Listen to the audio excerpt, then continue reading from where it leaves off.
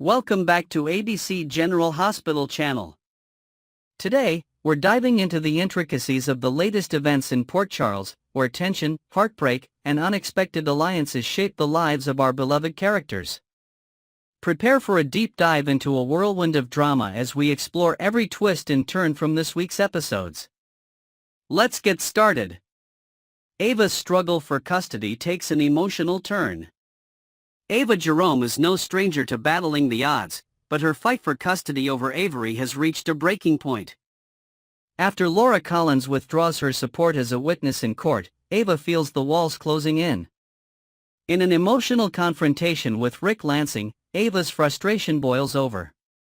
"You're only in this for the money," she accuses, her voice trembling with anger. Rick, however, assures her of his loyalty, reminding her that he has stood by her when others have not. What begins as a heated argument shifts into something entirely unexpected, a passionate kiss that leaves both Ava and Rick questioning their motivations. Ava, who is known for her resilience, seems to find a rare moment of vulnerability in Rick's presence. Meanwhile, Rick's intentions remain unclear. Is his support genuine, or does he have his own agenda? This budding dynamic between them is sure to send ripples through Port Charles as they navigate their newfound connection. Behind the scenes, Ava continues to grapple with the overwhelming pressure of her custody battle. She is haunted by the idea of losing Avery to Sonny Corinthos and his influential network.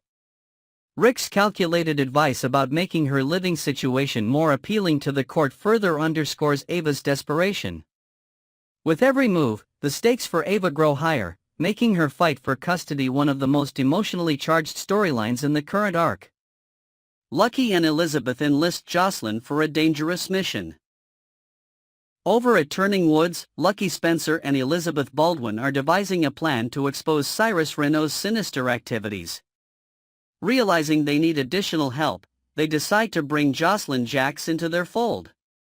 Elizabeth's confidence in Josslyn's determination is evident when she tells Lucky, "Once we tell her what's going on, she's going to help us find what we need." Josslyn, already volunteering at Turning Woods as part of her mission to uncover Cyrus' secrets, is eager to join the effort. However, her involvement raises serious concerns. Lucky, while impressed by Josslyn's bravery, worries about the risks she'll face if Cyrus catches wind of her actions. Elizabeth, ever pragmatic, reminds him that the young woman's resourcefulness and personal stake in the matter make her an invaluable ally. Their collaboration promises to deliver high-stakes drama as the trio edges closer to uncovering Cyrus' network. Yet, the question looms, will their alliance draw Cyrus' attention, putting them in even greater danger? For Josslyn, this mission is as personal as it is dangerous, and her willingness to take risks reflects her growing maturity and determination. Laura's worries for Lucky intensify. At City Hall, Laura Collins has a heartfelt conversation with her daughter Lulu Spencer. In a rare moment of vulnerability, Laura admits her fears for Lucky. "He might be headed for trouble," she confides, her voice tinged with concern. As a mother, Laura has witnessed Lucky's tendency to take risks and act impulsively, and with Jen Sidwell's return to Port Charles, those fears are amplified. Lulu listens intently, offering her support as Laura navigates her worries. The bond between mother and daughter shines through in this scene, reminding viewers of the importance of family ties in the midst of chaos. Laura's concern for Lucky underscores her deep love for her children and her unyielding desire to protect them, even as they forge their own paths. Meanwhile, Jen Sidwell's shadow looms large over Port Charles. His past actions, including his role in holding Lucky and Isaiah Gannon hostage, make him a formidable threat. Laura's determination to confront Sidwell and warn him off is a testament to her strength as a leader and as a mother. However, Sidwell's confidence and refusal to back down suggest that his presence in Port Charles will only escalate tensions further. Drew's defiance against Tracy. Drew Quartermain has reached his breaking point with Tracy's overreach. After being barred from the Quartermain estate, Drew seeks out Martin Gray to strategize his next move. His frustration is palpable as he declares, "If anyone thinks they can ban me from seeing Willow, they've got another thing coming." Drew's determination to stand by Willow and ensure her access to her children underscores his commitment to doing what he believes is right, even if it puts him at odds with his own family. This conflict between Drew and Tracy adds another layer of complexity to the Quartermain family dynamics. Tracy's firm stance and Drew's unwavering resolve create a collision course that promises to be both dramatic and emotionally charged. As Drew fights for his place in Willow's life, he risks alienating himself from the very family he's trying to protect. Christina questions Sonny's actions. Christina Corinthos Davis has always been perceptive, and her instincts tell her that something is off with Sonny's recent behavior. When Sonny announces an unexpected trip to Los Angeles, Christina can't help but question his motives. "Are you sure this is the best time to be traveling?" she asks, her tone laced with suspicion. Unbeknownst to Christina, Sonny is hiding a serious heart condition, which he continues to downplay. His decision to keep this secret from his family adds another layer of tension to their relationship. Christina's concern for her father is evident, but Sonny's evasiveness only deepens her unease. This storyline highlights the strain between Sonny and his family as he navigates his health issues while trying to maintain his role as a protector and leader. Jason's emotional vulnerability. Jason Morgan, known for his stoicism, reveals a rare glimpse of his emotional depth in a heated conversation with Anna Devane. "I need to do something more for him now," he exclaims, his voice brimming with frustration and urgency. This outburst, uncharacteristic of Jason, underscores the weight of his responsibility and the toll it's taking on him. Anna, ever the empathetic listener, is moved by Jason's vulnerability. She shares updates on the investigation into the explosive device at Sonny's penthouse, drawing Jason further into the mystery. This partnership between Jason and Anna offers a compelling blend of action and emotional resonance, as they work together to uncover the truth while grappling with their own personal stakes. Nina and Curtis form an alliance. Nina Reeves and Curtis Ashford are not ones to sit idly by when their interests are threatened. Teaming up against Drew, the two form a strategic alliance to counter his influence. While the details of their plan remain under wraps, their collaboration hints at a calculated move that could shift the power dynamics in Port Charles. Nina's cunning and Curtis' resourcefulness make them a formidable duo, and their alliance adds a new layer of intrigue to the unfolding drama. As they work together to protect their interests, they also highlight the complex web of alliances and rivalries that define life in Port Charles. The shadow of Jen Sidwell. Finally, Jen Sidwell's presence in Port Charles continues to cast a long shadow. Despite Laura's efforts to warn him off, Sidwell remains undeterred, confident in his ability to establish himself in the city. His interactions with key characters, including Lucy Coe and Jordan Ashford, suggest that his influence is only beginning to unfold. Sidwell's return raises questions about his true intentions and the impact he will have on Port Charles. As the tension surrounding him builds, viewers can expect explosive confrontations and unexpected twists in the weeks to come.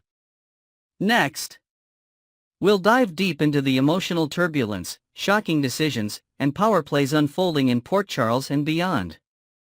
Get ready for a roller coaster of drama as we explore the latest developments in our beloved characters' lives. Let's get started. Curtis stands his ground against Drew's proposal. The tension between Curtis and Drew continues to escalate, fueled by Drew's desperation to reclaim control of his company. Meeting at Aurora, Drew attempts to reconcile their fractured relationship and regain what he believes is rightfully his. "I know I made mistakes," Drew admits, his tone heavy with regret. He pleads with Curtis to consider a stock sale that would return ownership of the company to him while still honoring Curtis' contract. Curtis, however, isn't swayed. His confidence as CEO has grown, and he's unwilling to let Drew's personal grievances dictate the company's future. "I'd rather resign than take your deal," Curtis declares, leaving no room for negotiation. This moment marks a turning point in their friendship, with Curtis drawing a firm line in the sand. The strained dynamic between the two former allies adds a layer of complexity to the corporate power struggles rippling through Port Charles. The meeting ends on a somber note, with Drew realizing that repairing their bond may be even more challenging than reclaiming his company. This confrontation not only highlights Curtis' determination to protect his position but also underscores Drew's vulnerability as he faces the fallout of his past decisions. Willow's return to the gatehouse sparks conflict. Back at the gatehouse, Willow Corinthos wrestles with doubts about her decision to return. As she confides in Nina Reeves over breakfast, her vulnerability is palpable. "I feel like I made a huge mistake," Willow admits, her voice trembling with uncertainty. Nina, ever the optimist, tries to reassure her, emphasizing that she made the best choice for her children. Their conversation takes a sharp turn when Tracy Quartermain makes an uninvited entrance, exuding her trademark arrogance. "It's time to set some ground rules," Tracy announces, her tone dripping with authority. Nina pushes back, reminding Tracy that she has no right to barge into Willow's home. Tracy, unfazed, retorts that the gatehouse belongs to Monica, and Willow is merely a tolerated guest. The clash between Willow and Tracy reaches a boiling point when Willow threatens to reinstate the kidnapping charges against Tracy. This power struggle showcases the fierce determination of both women, with Willow refusing to be bullied and Tracy doubling down on her formidable presence. The gatehouse, once a sanctuary, has become a battleground for control and respect. Carly's emotional breakdown in Germany. In Germany, Carly is a whirlwind of emotions as she grapples with Michael's condition and the choices that led them here. When Jack Brennan shows up unexpectedly at her hotel room, Carly is both surprised and relieved. "What are you doing here?" she asks, her voice a mixture of curiosity and gratitude. Brennan explains that he had a meeting in London and decided to check on her, sensing that she might need support. Over tea and room service, Carly pours out her frustrations. She laments Michael's decision to stay at the clinic, even as she acknowledges it was his choice. "He was burned because of Sonny, and I brought Sonny into his life," Carly confesses, her voice breaking. Brennan, ever the voice of reason, advises her to let go of past mistakes, warning that dwelling on them will only lead to madness. Their conversation takes on a deeper emotional resonance as Carly confronts her feelings of guilt and helplessness. Brennan's presence provides a rare moment of solace, but it also hints at the possibility of a growing connection between them. As Carly navigates the challenges of supporting Michael from afar, Brennan's support could become a crucial anchor in her life. Natalia and Sonny's secret tension. Meanwhile, back in Port Charles, Natalia Ramirez continues to grapple with Sonny Corinthos' refusal to prioritize his health. After finding him collapsed in his office, Natalia acted quickly to administer his medication and called Dr. Isaiah Gannon for assistance. However, Sonny's stubbornness remains a significant obstacle. "No hospitals," he insists, even as his condition worsens. Isaiah arrives to assess Sonny's condition and urges him to seek proper medical treatment. Natalia, torn between respecting Sonny's wishes and her growing concern for his well-being, offers to stay with him overnight. This gesture underscores Natalia's deep care for Sonny, even as his secrecy about his heart condition creates tension between them. As Sonny continues to downplay his health issues, the question remains, how long can he keep this secret from his family? Natalia's involvement adds a new layer of complexity to Sonny's life, hinting at potential shifts in their dynamic as she becomes increasingly entwined in his personal struggles. Felicia and Molly discuss Cody's downward spiral. At the PCPD, Felicia Scorpio and Molly Lansing Davis find themselves discussing Cody Bell's recent behavior. After yet another bar brawl, Cody's downward spiral has become a cause for concern. "This is his second drunken fight," Max Scorpio points out, his tone a mix of frustration and worry. Felicia, ever the optimist, reminds him that Cody's father had a wild side too, suggesting that there may still be hope for redemption. Molly, however, is less convinced. Drawing parallels to her own family's struggles, she remarks, "There's always a next time for people like Cody." Her words highlight the cyclical nature of destructive behavior and the challenges of breaking free from it. As Mac confronts Cody in the holding cell, the conversation takes on a somber tone. Cody apologizes but insists that his actions don't matter, revealing a deeper sense of hopelessness. Mac's determination to help Cody find his footing adds a layer of emotional depth to this storyline, as he grapples with the difficulty of reaching someone who seems intent on self-destruction. The interplay between these characters underscores the importance of second chances and the challenges of offering support to those who resist it. Jen Sidwell looms as a new threat. Finally, Jen Sidwell's presence in Port Charles continues to cast a long shadow. Laura Collins meets with Sidwell to make it clear that he is not welcome in her city. Port Charles doesn't want you here, she declares, her voice firm with resolve. Sidwell, however, remains unfazed, his confidence bordering on arrogance. I look forward to proving you wrong, he responds, his tone dripping with smugness.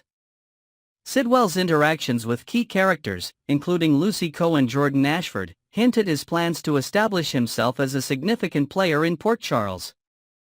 His charm may have won over some, but Laura's determination to protect her city ensures that his path will be anything but smooth. As tensions rise, Sidwell's presence promises to bring new challenges and unexpected alliances to the forefront. Inside Kai's hospital room, hope flickers as he expresses eagerness to be discharged. Stella, ever the voice of reason, reminds him of the importance of patience.